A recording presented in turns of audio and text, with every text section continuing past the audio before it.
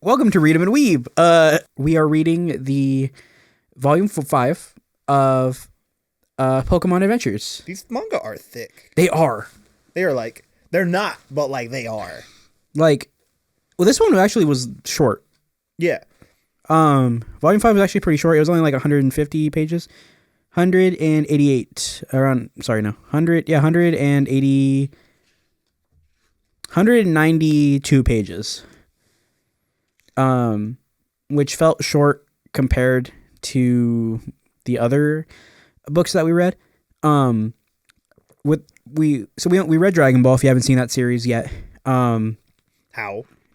well, I mean, you could easily find this. They're gonna be split up. Like this will be episode 5.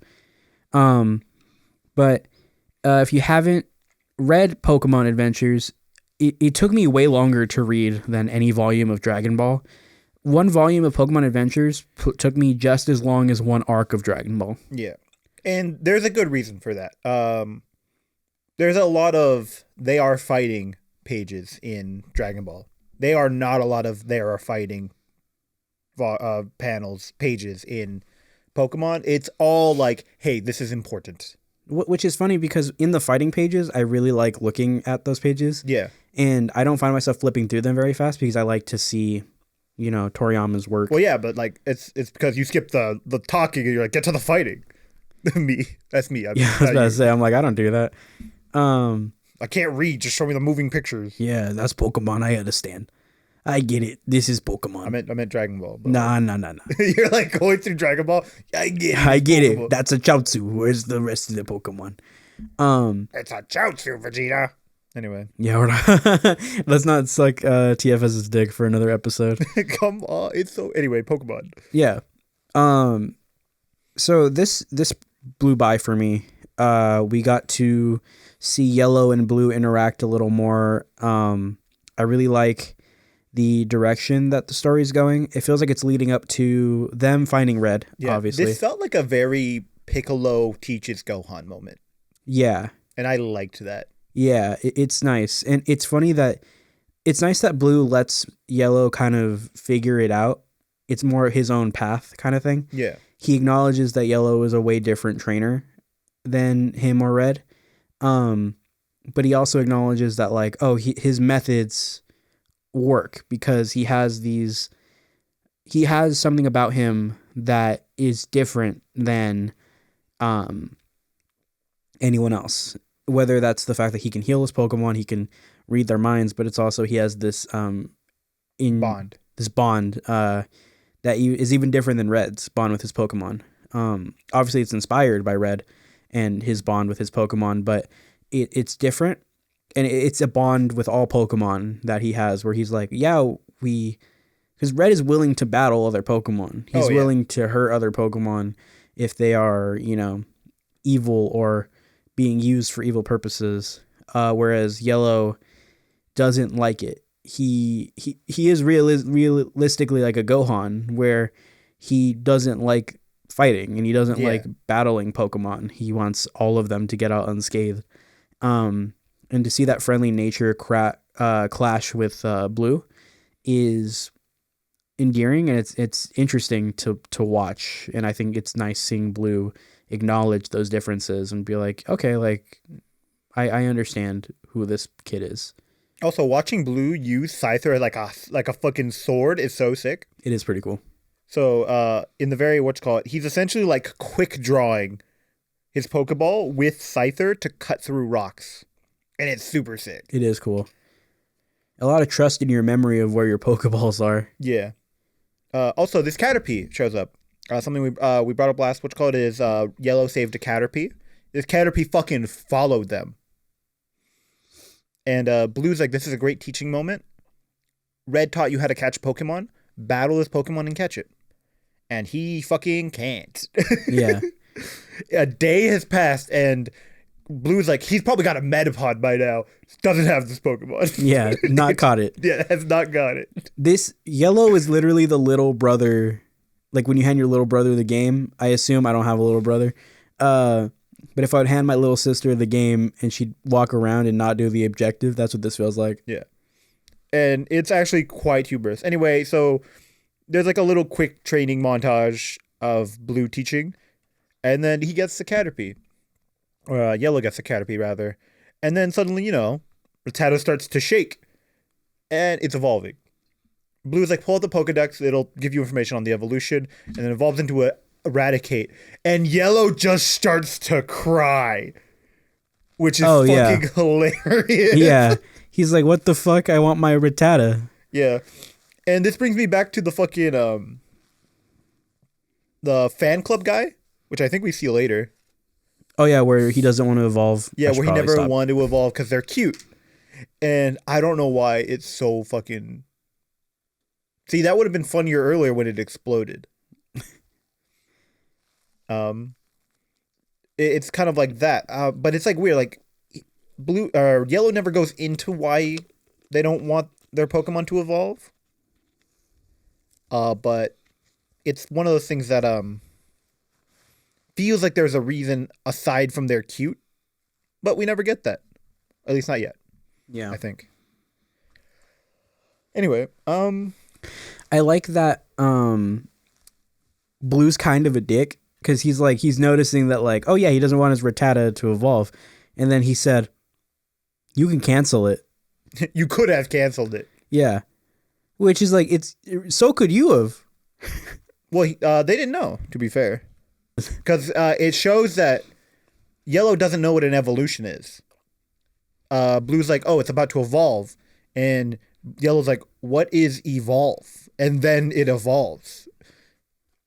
I just think it's so funny that that's just a perk that they have. Oh yeah, and I quote, one of the privileges of having a Pokedex. There are 3 of these motherfuckers out there right now. Yeah, why would you install that?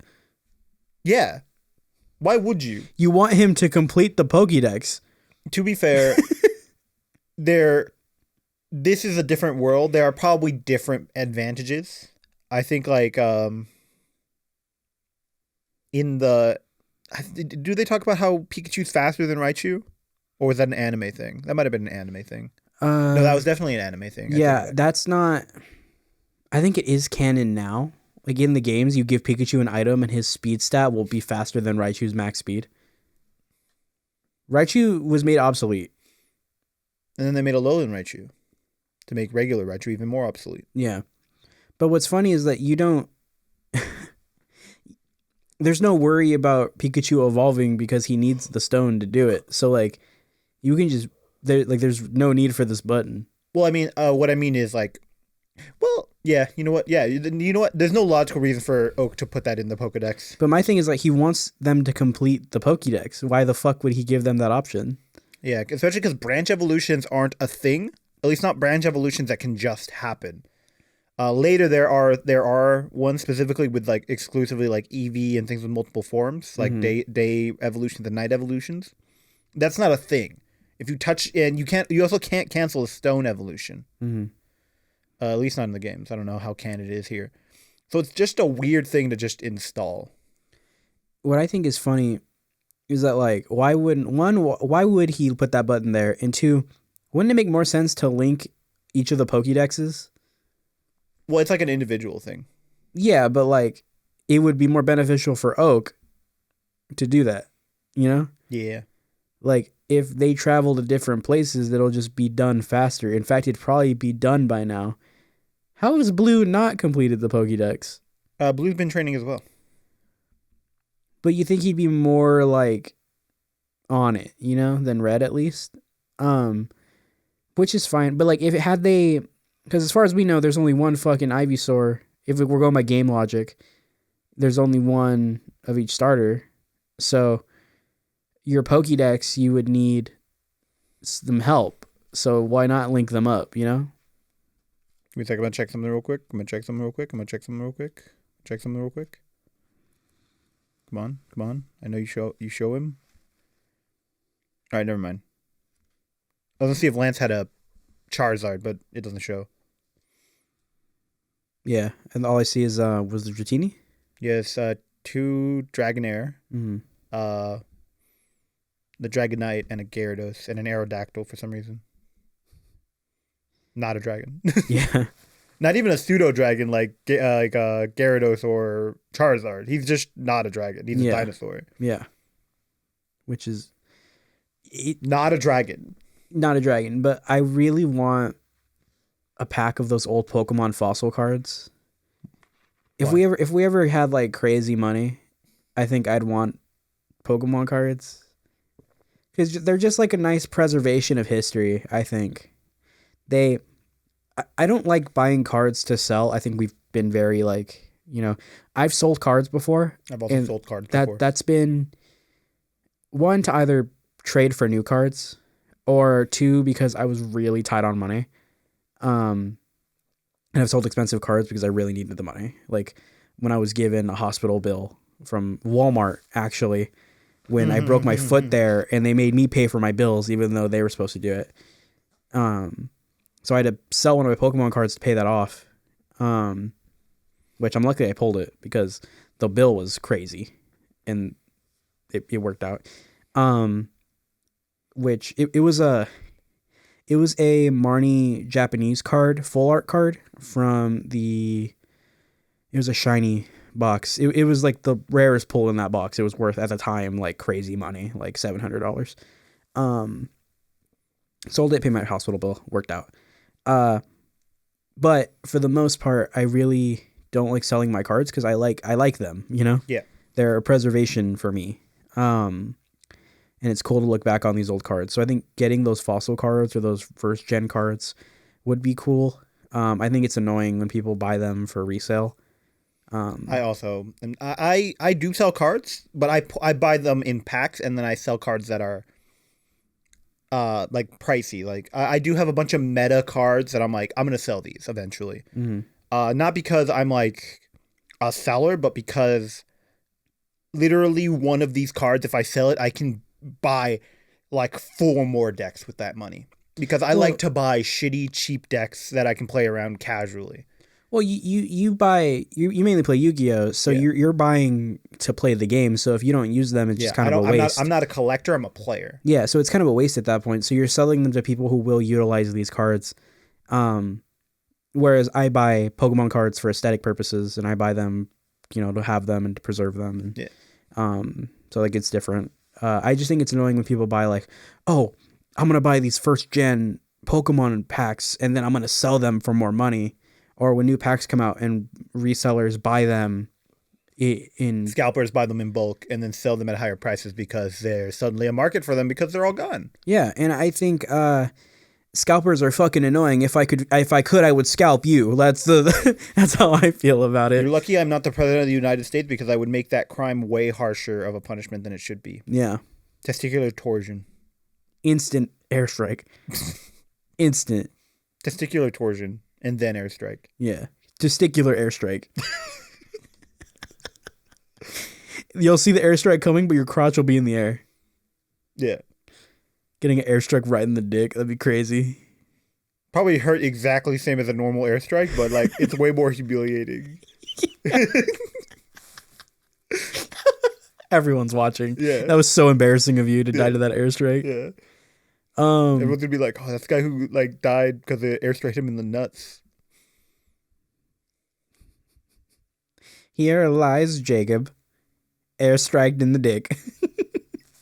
Anyway, fuck scalpers. Yeah. What am I monk? Oh, there it is. Scalp fuckers. I did the thing, but it didn't work.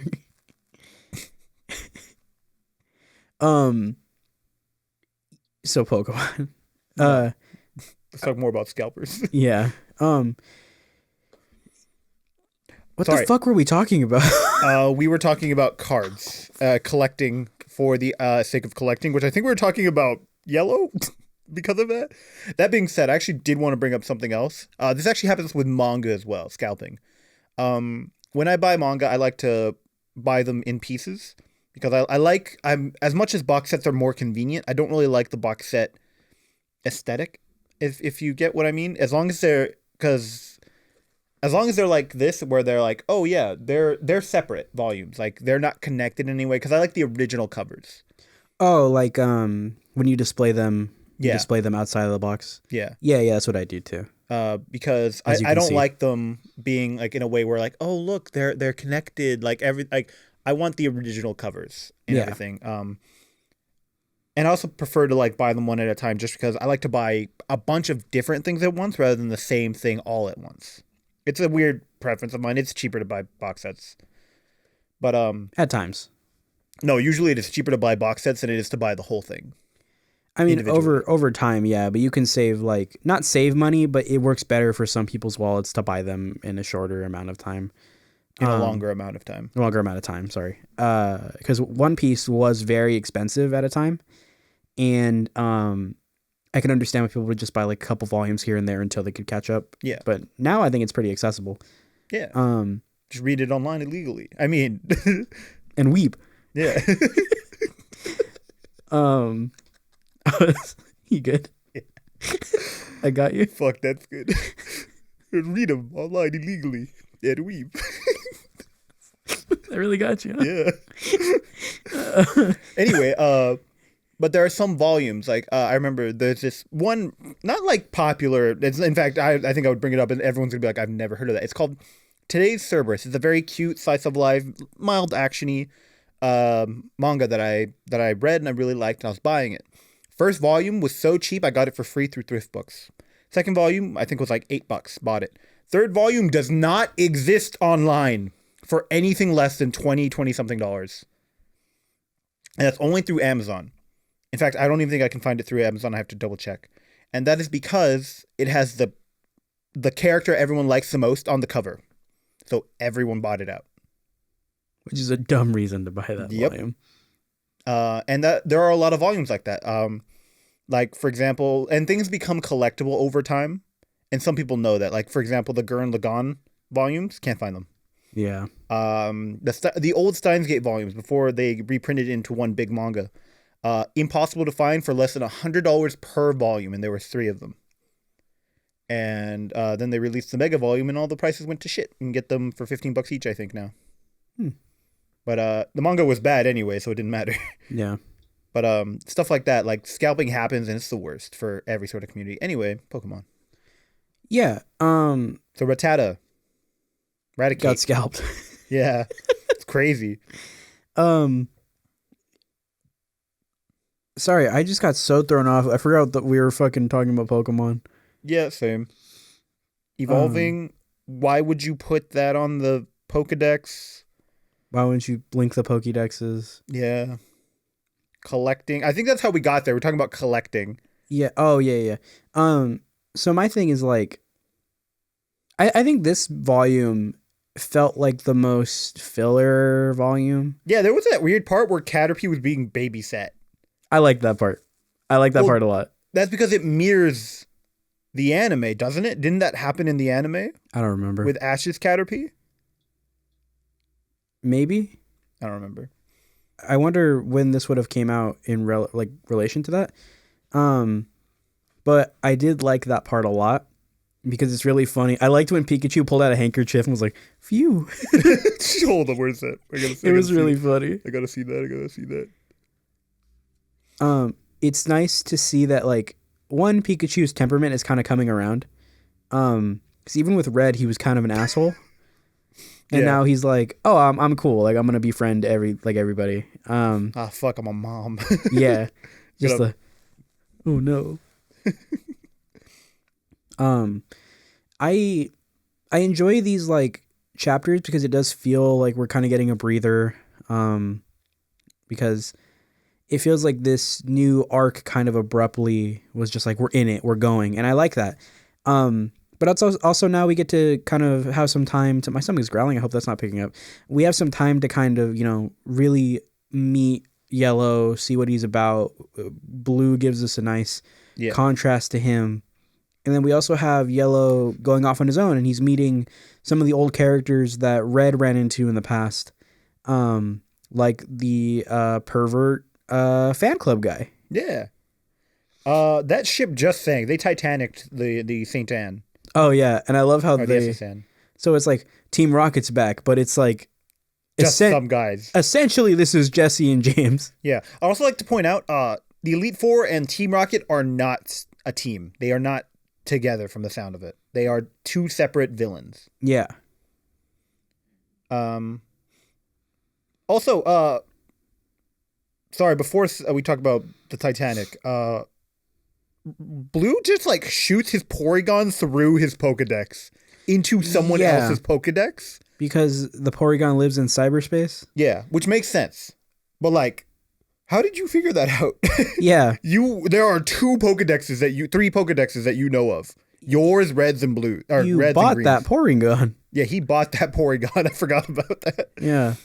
But how did you figure out that you could beam it to a different Pokedex at all? I guess they were like, oh, now's the time. He's like, oh, thank God that worked. Oh, first time I tried it. Yeah, he literally says, first time I tried it, didn't think it would work. You were going to die if it didn't work. Yeah. He literally said, Yellow, stay still. Now's the time to test this. Yeah. He's like, oh, good thing that worked. You were about to die. Yep. And Yellow was like, huh? I what? What?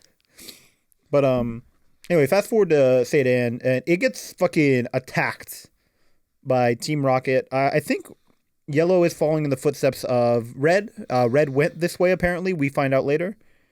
And this fucking pervert from the fan club is like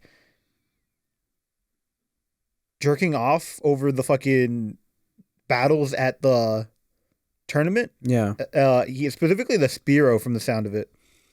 Also, he has no money, so he's been training Pokemon to learn Payday. Pokemon that can't learn it specifically. Which is really funny. Yeah, and he's like, I've managed to make them make Pokemon that should not be able to use Payday use it, and now I've been using this to make money. This is literally money. Infinite money glitch. Like, literally you found it. He also uses it to attack people, and then he gathers the money later, which I think is really fucking funny. Yeah, which is really funny. There's a great manga called, it's also an anime, called The Eminence in Shadow, and it's about this guy who's like, I want to be that super strong guy that hides in the shadow, but he's an absolute moron. He trains in secret, and this is not like in like a mystical world yet. So he's just a super buff kid in high school, like a mega buff. He's like, I'm hiding in the shadows, and no one will suspect how strong, and he's massive. That's really funny. Yeah. And then he's like, what if someone nuked me? A hero wouldn't be killed by a nuke. I need to learn magic. So he goes to train in the woods. He's like, I see a light. If I go towards that light, I'll learn magic. Runs in front of a semi-truck and dies. Always how it goes. Yeah. For like this manga, what is this cliche? Well, they were playing into this cliche. This is like a comedy manga. No, but like, who was the first to do it? And then everybody was like, that was good. Let's keep doing it. That's a great question, because there's a lot of isekai that don't do that, like in the olden days. Like Inuyasha, she just walks into a well and is in a different world. I greatly misunderstood what the Inuyasha was about. Yeah, she's in a different world. Did we tell that story ever? Probably, but let's tell it again just in case. So, story time. Me and Dave were at Hot Topic. We're a Hot Topic. And he was looking for a shirt from Inuyasha, I think. We were talking about... Who were we shopping for? I don't know. We're shopping anime. I think you were going to buy something for your girlfriend at the time. Yeah. And he's like, what's that one anime where the guy, he turns into a wolf? And I was like, Inuyasha? And he goes, yeah, that's the one. And I was like, I don't think he does that. And he goes, I've never seen it. But you knew what I was talking about. No, it's true. You knew what I was talking about. Yeah. I don't know why I knew what he was talking about. Because we've known each other for fucking 15 years. Yeah. Anyway, there are a lot of isekai like that. Anyway, back to what I was talking about. He eventually becomes very powerful, and some lady's trying to bribe him. She throws a bunch of money on the ground, and he's like, you think I'm some guy who'd be swayed by money? And she's like, he goes, do you think I look like someone who'd be swayed by money? She's like, yes. And she goes, damn right. Is he sweeping it all up? Comedy is so funny. It's so good. And the anime does it. Sorry. What did I say? Comedy is so funny. I didn't want to draw attention to that, but... That was not what I was trying to say. I just was like, oh, that's a statement.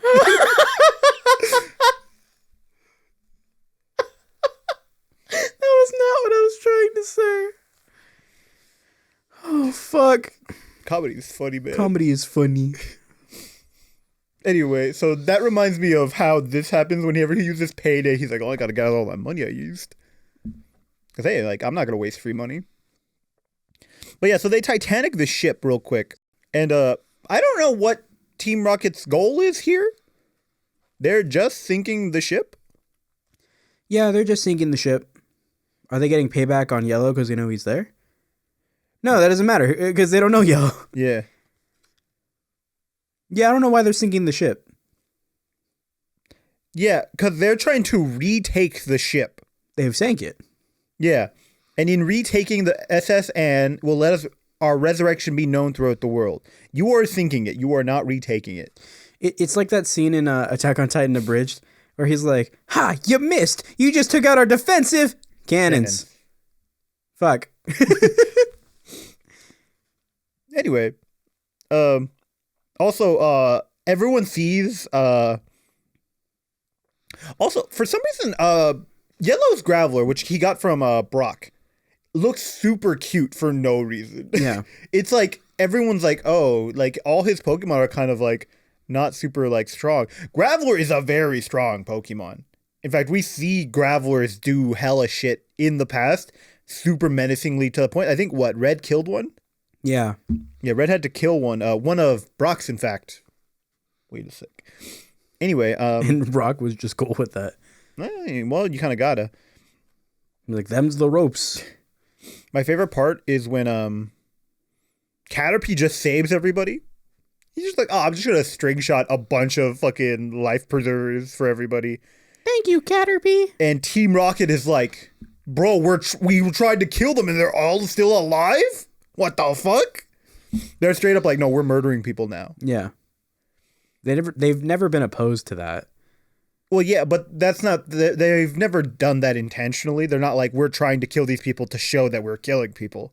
There's no goal in killing these people. They're sinking the ship. Yeah, I guess they're just making an act of terrorism. Yeah. Well, they're the stupid ones. They're like, yeah, we're next in charge now that you've killed Giovanni and the 3 leaders. So now we're the 3 leaders. Yep, and now they're fucking dying. My favorite part is when Yellow's like, we could drop this this fucking smokestack on you and you'll die. So you better surrender. And they go, yeah, we'll surrender. You're right, kid. No, you make sense. I'm going to go ahead and give up now. Yeah. And then it would have been so funny if Red or Yellow wasn't just well-mannered. And it's like Professor Oak's like, who are you and why do you know of Pikachu? Hey, why don't you fucking get off my dick, you ballbag? All right. He just talked to him in Spanish. Hold up. Pika está mi amigo. Quiero hacer Red. He has to say Red in English because that's his name. Yeah. Oh my God, he's evil. What the hell? Do we have a Mexico in Viridian Forest? Viridian Forest is just Mexico. That's what I was thinking, but I was also thinking like it could just be Spain. It could be either or, you know. Viridian City being full of people who speak Spanish would have been so funny. Yeah. I don't know why Yellow is just the one speaking Spanish. I also don't know how well it translates. Oh, they probably, but I imagine they did. I don't know. In the Japanese version, probably just have them speak English. It would be really funny if it was still Spanish. Yeah. Because I don't think that's like something like a Japanese person be like, what the fuck? Because they learn English there. I don't think they learned Spanish there. Yeah. It would be like if something in Japanese were written in one of my textbooks and I'm like, I don't know what this says. Yeah. Because I don't know Japanese characters. People here usually take Spanish classes. Mm-hmm. So that would be like a similar thing, you know? They also learn Romanji over there. So they would be able to at least sound out what they say. We're also very ahead of the thing. Like, we're Mexican. Oh, so yeah, we are Mexican. We're Mexican, so we were a little ahead of the joke there. Where I'm just like, oh, he's just saying his name. Yeah. In Spanish. It was really funny when I flipped the page and I saw it, it made me laugh. Yeah. When he said, like, amarillo de la whatever, verde, and I was like, green? Yeah.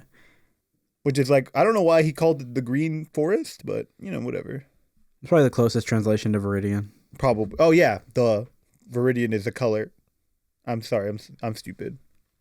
Um, Anyway, dude, my stomach will not stop growling. all right, don't worry. We're getting food. Also, for some reason, we find out that Red took all the elemental stones, the permanent ones. Do we know that he did it? They imply that he did. Yellow says, "I think Red took the 3 stones. Could it be for Evie?" Is what I think he says. Yeah, That's true. And they also look into Bill's PC and they see that Evie's been taken out. yeah. And by recently. they, that means Bill and Green. They haven't connected these dots yet. Yeah, Yellow has no idea, Which is really interesting. Also, Bill's being targeted now. which is funny Yeah. because Bill's just so like unsuspecting.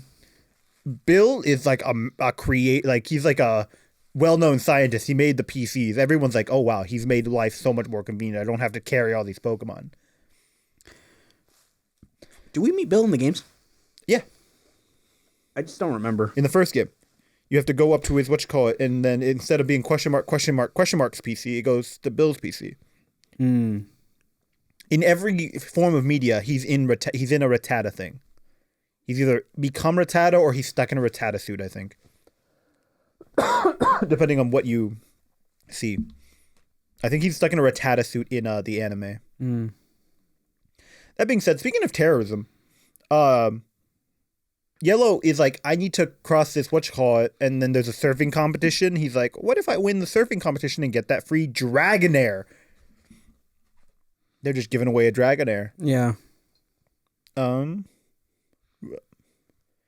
But he goes, and then Lance just shows up. He's like, I am taking it. And then he blows up the city. Which is pretty funny. No. And Yellow's like, you killed all those people. And Lance is like, no, actually, the surfing competition is really big. Everyone is here. Unless there are trainers, then they're dead. Yeah, then he went, like 1 or 2 people. Yeah, maybe. Everyone's here. Probably. Yeah. Maybe. No, you don't get it. Everyone loves the surfing competition. Meanwhile, it's like, we look, not a lot of people. Yeah. They couldn't draw that many people. But that's kind of like the whole plot of this one. We also get the of the surfing Pikachu. Yeah. They reshape the substitution of Pikachu into a surfboard, and then they write it. Which is really funny. Yeah. How does it work? I don't know. We're also left on a cliffhanger. Are we? Yeah. I think it is. Oh yeah, all the gym cities are being attacked. Yes. Surge, and then the rest of them. Yeah. But they run into the. Oh, Yellow and runs into Surge. Yes. And then all the gym leaders' places are being attacked by the Elite Four. There we go. Very cool. I'm excited for the next chapter. We have 2 left. Yeah. Until we take our break. Yeah. Not chapter, volumes. Volumes. Also, we also run into Blaine again. They show a little bit of Blaine right before we run into Surge. Oh, right. Yeah. Now he has the cool Trinibio bandage. And like Blue, he's using his Pokeball as like a sword, summoning Mewtwo to knock things back with a sword and then immediately recapturing him. Which is sick. With his spoon, yeah. It's really cool. Also, he burned off his mustache. Yeah. Yeah. And I think this is a reference to a character in the anime. It's a JoJo reference. You've never seen JoJo in your life. You don't know jack shit. We'll eventually read it. No, I watched a podcast, kind of a podcast of I don't think you watched Scott the Woz, but I love Scott the Woz. Do you actually? I've seen Scott the Woz before. Yeah. So he has a second channel, and it was his friend explaining to Scott and another friend what JoJo's is about. Doesn't make sense. And yeah, and he was just going on for an hour, and the whole time they're not taking it seriously. So they're like, okay, so there are vampires. So what happened to the dog? It was a like I technically spoiled something. I'm sure. Yeah, they're vampires. Which I also didn't know. But it's a good watch. You should take a look at that. Not JoJo, the video. Oh yeah. Scott the Woz. But yeah, JoJo's have stands, and that's what Mewtwo was right now. I'd like to point out there's like Yellow's Pokedex character sheet at the back of this, and it says captured 9, number found 51. Is that in both volumes? Have we been missing this because I don't read past like the advertisements at the end? Maybe. Oh, it's not in the first one, no. But at the end of this one, it shows it. Get ready for the final showdown. There's also a huge map of everything of what's happening. It's literally like, we know this is complicated. Here's a guide. Yeah. Yeah, there's actually no advertisements in the end of this one, like the other one there is. Which is cool. Yeah, I hate advertising. Also, we found out Red was encased in ice and then escaped. That's another thing we didn't bring up. Yeah, because when I first saw the page, I thought, oh, did he fucking break? Is he dead? No, just broke out of the ice. Yeah, another weird thing like that didn't deserve being talked about when I saw it. Brock just has like a circle of Geodudes around him, which is cool. Yeah, I don't know why. I like to imagine he throws them out and then they self-destruct like grenades. Which is really funny. Yeah. Self-destruct is like a really funny move. Like when Giovanni made his Pokemon use that. Yeah. Anyway, this has been Read 'em and Weeb. Oh, we're wrapping it up there? I don't know, are we? I don't know. Do you have any final thoughts? My final thoughts? It really did feel like a filler. It didn't feel like a filler to me. It felt like a necessary stepping stone, but like a very slow one. I wouldn't. Okay, maybe filler is not the right word, but it was just kind of like just a slower, just kind of a slowdown. Yeah. It felt like setup. Hey, the calm before the storm is kind of like how it felt. Like they're like, there are some things we need to set up here, and this is where they need to be set up. All of them. Yeah, it's like when a game's like, all right, we can continue, but you're gonna finish the game. Yeah. So I'm excited for the next one. Anyway. Yeah. Anything you want to talk about? How do you feel about Yellow right now? I mean, my opinions of him have stayed consistent through them. But I thought they confirmed. No, that's not confirmation. I'm pretty sure they misspoke. We don't have confirmation. Okay. So one thing I was telling Esau about is it feels very like there's a lot of gender neutral pronouns throughout the first 2 volumes, and so they weren't specifying whether or not Yellow was a boy or a girl, which I thought was pretty cool. Up until the end where Professor Oak was just like his, because for the most part it very much they kind of like avoid it, or if not they use it very sparsely, which I guess the interpretation would like. Do you know where he says that? At the end of the last volume. All right. When he's talking to the scientist woman. Gotcha. And so it was funny because I was like, oh, that's interesting. I'm going to bring that up in the podcast. And then they just used male pronouns. And I was like, oh, okay, that sucks. That's lame. But I mean, it's whatever. And the worst part is Professor Oak is using gender neutral terms in this as well. Yeah. This child, he says several times. Yeah, they go out of their way to like not say he. Yeah. Not a very interesting boy, a very interesting child. Which, it could be just a translation error. They just fucked up and did that. Yeah, which I think. But then he goes, what's his name? But then he goes, we've been calling this trainer who can read the thoughts aloud and heal the injured Pokemon Yellow. So it feels like that was an accident. Yeah. Or they're trying to roll the dice. It's like a subversion of expectation. I think Yellow's a girl. I don't remember. I think because when they were younger, they looked like a girl. Yeah. But either way, I thought this would be an interesting kind of use of like, oh, it could be because anyone can be this trainer, you know? Any child, regardless of gender. And I thought that was an interesting thing to do for an audience. I've been rewatching a lot of old sitcoms lately and seeing how they're tackling certain issues way back then. And I thought this was another example of more gender neutral terms being used and more inclusivity being done. And then it felt like it almost felt like they gave up right at the end where they just stopped doing it.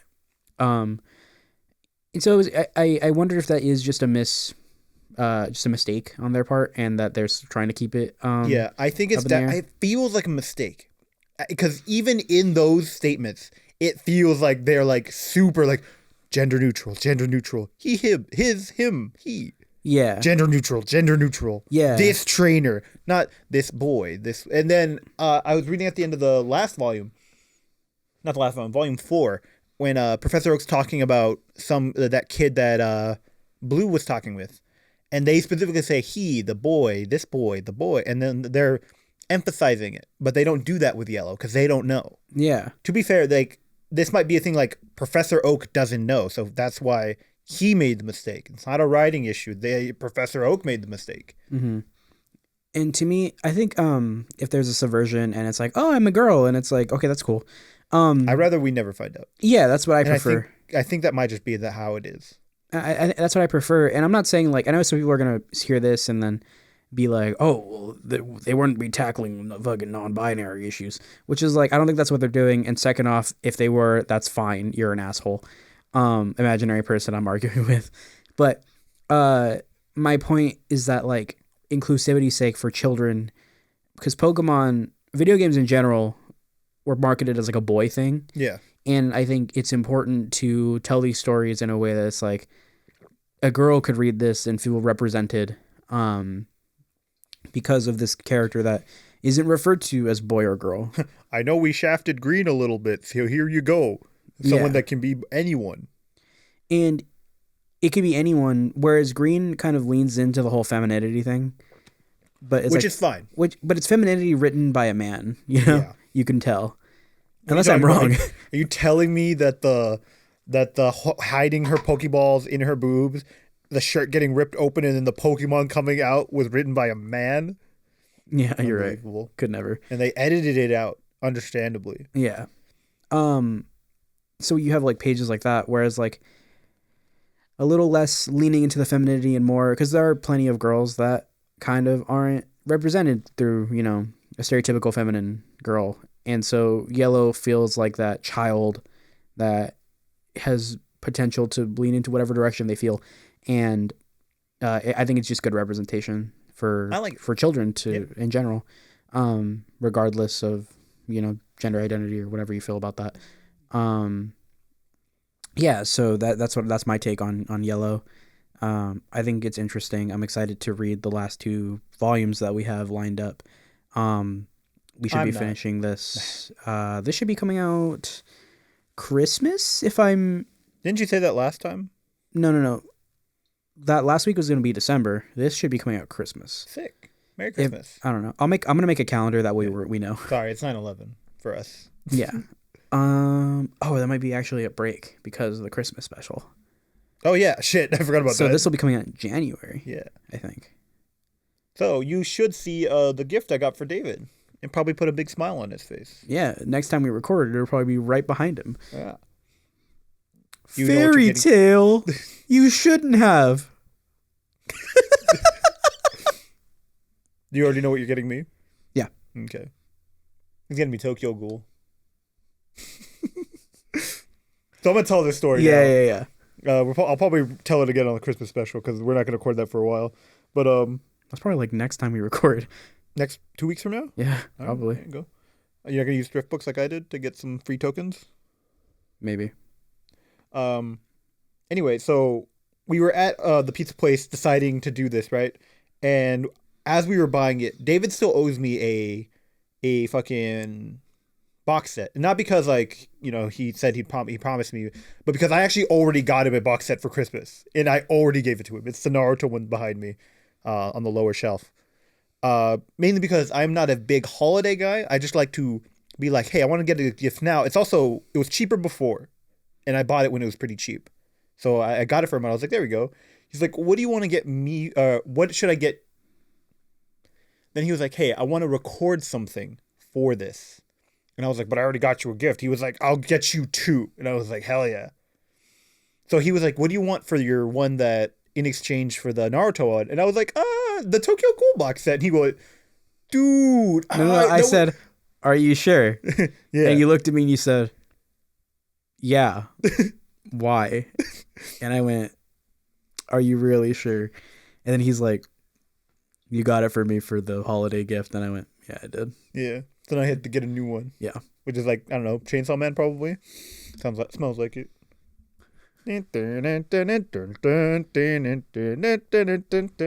I don't like Chainsaw Man. I'm curious of what